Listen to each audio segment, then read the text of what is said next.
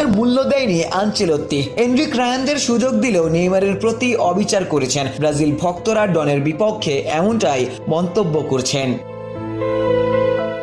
বিশ্বকাপ দলে সুযোগ পেয়ে নেইমার বাচ্চাদের মতো কেঁদেছিলেন। এই একটা বিশ্বকাপের জন্য 3 বছর অপেক্ষা করেছিলেন।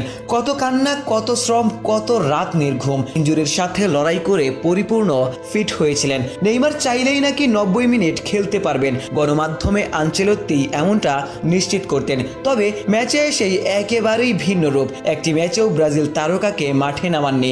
আনচেলত্তি নেইমারের সামর্থ্যে ভরসাই করেননি।